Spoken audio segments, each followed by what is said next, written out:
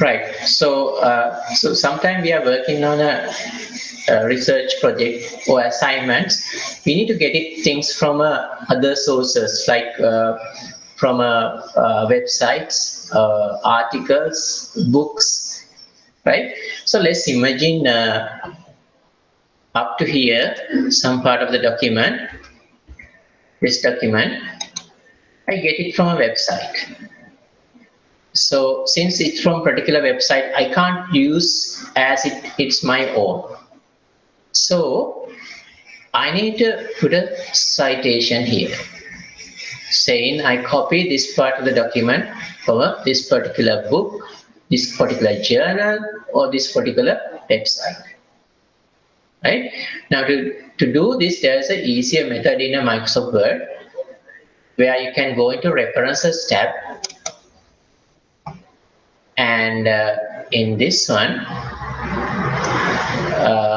you can say insert citation, click over here and add new resource, add new source.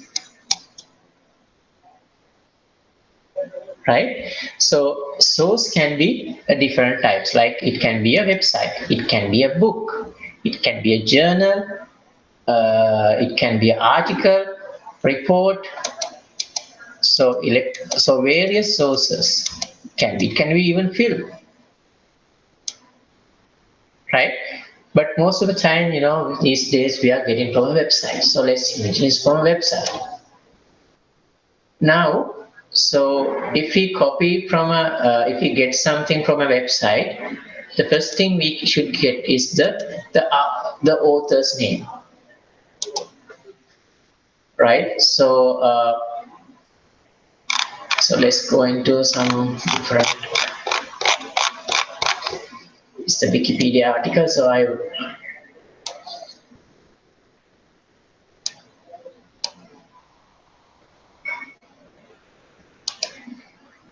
okay, I'll go for some article.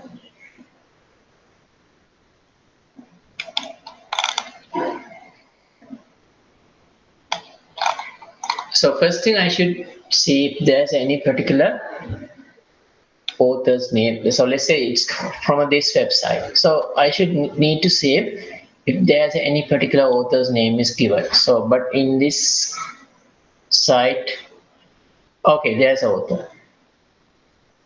This one. So it's coming from this particular author. So I'll copy this one. And I put this one as my author. Then it will ask the name of the web page. So name of the web page of, let's say, is this inside story, this thing. Copy this one. I can paste it over here. And the name of the website. So name of the website is this is one, cdkn.org. So I can copy this one. I can paste it here, and then it will ask what is the year this one is published. So that's also very important, because we need to make sure whatever the information we have put in is relevant. So you can see this one is in a 2014. So I can put the year. But even if I want it, I can put the month, day, and all this information. It's available. In some sites, it's not available, so you can just leave it as a blank. Because sometimes when you get it from some website, there's no particular author name is given. So you can just give the name of the web page and the name of the website and year. And lastly, you need to give the URL. So you can copy the URL or this address, web address. You can copy this one and paste it here, right? So that's it. Then you click OK. So it will show like this, right? So when you go down your article, somewhere else also came from the same author, same document you copy. So what you do is you click on this one and click on this. Then imagine you have some other articles also. Let's get another article.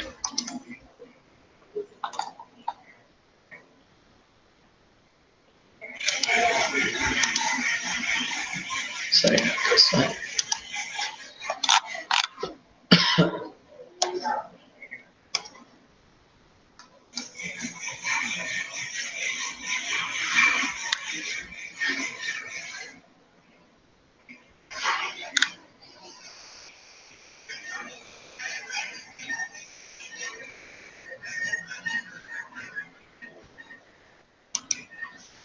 Okay.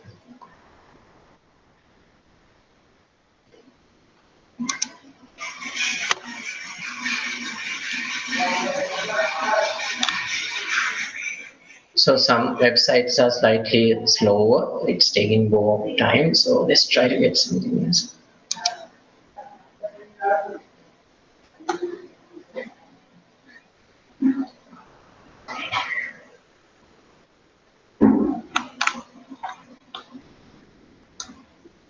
No. Let's put something hypothetical, right? So you find some other article which came from a different thing. So what you do is you go into insert citation, add new source. So you type the author name. Let's imagine it's a book, right? So it's a book, right? Title, okay. Introduction, okay. Biology. So year 2008, something like this. Publication, okay. PSL. So now this one is a book, right? So it's okay. Now click OK. So now you have like this. So everything you find from something, you put it like this. But let's say, so most of these occasions, I mean, not all the places no need to put the citation, but whenever you copy from some website, you need to do it like that. If something is your own idea, that's fine, you can put it like that. But let's say if you copy something as it is, as the whatever thing available in the website, then what you do is you do something called paraphrasing. That means you put it in a double quotes like this. Okay, let's put some text.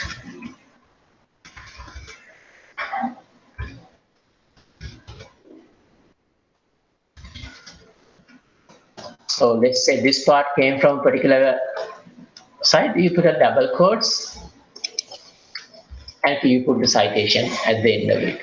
So like that, all these things you copy from somebody's other sources, you need to acknowledge. So that's we call as a citations. Now, when the document is finished, at the end of this thing, you click on a bibliography and then you select references and you'll have the references. You have whole story, what is this book is all about and which year is, everything is available. You can say this one is indented in a way the first line stay as it is and rest of it is indented. This is we learned last week. This one we call as a hanging indentation, right? But let's say after doing this, somebody is saying, okay, I used a style called APA style. You know, the citations and referencing, there are various styles are available. APA is another one style, but some people, they will say put Harvard referencing. So you can select Harvard referencing from here and it will change this into Harvard referencing.